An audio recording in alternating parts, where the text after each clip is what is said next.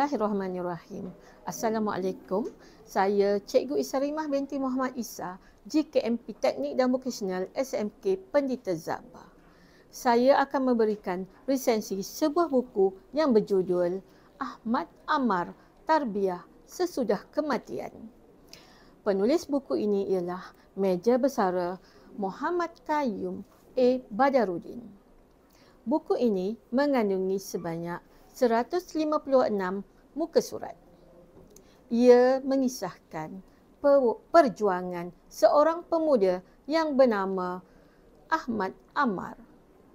Beliau berusia 20 tahun. Ahmad Ammar seorang pemuda yang sentiasa memperjuangkan Islam sejak di bangku sekolah lagi.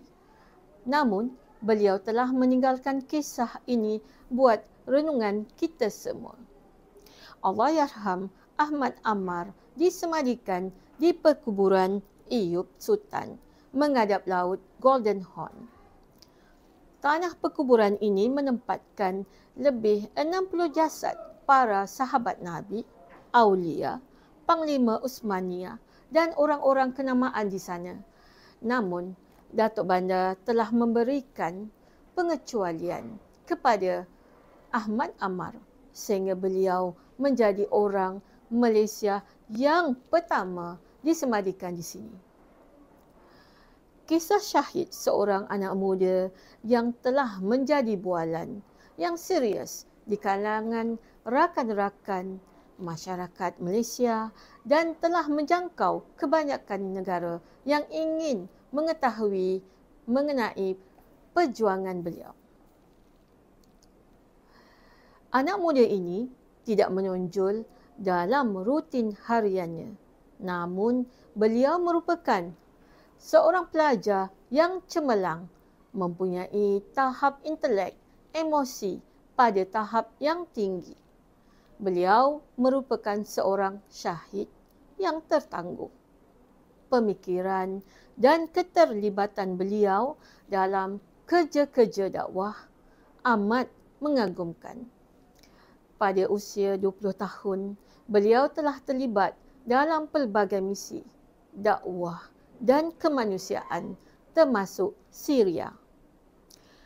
Subjek sejarah yang beliau pilih merupakan kesinambungan visi yang tertanam dalam diri, iaitu untuk menguasai sejarah dan menguasai dunia.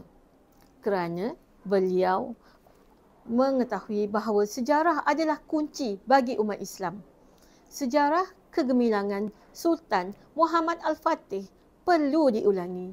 Namun, Allah lebih menyayangi beliau.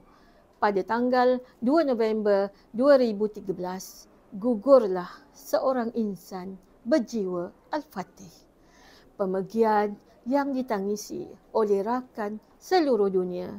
Kematian yang hidup bermakna beliau menjadi terkenal dan berjaya menyuntik semangat anak muda selepas kematiannya. Semoga semua rakyat Malaysia mengambil iktibar tentang kisah ini. Terima kasih.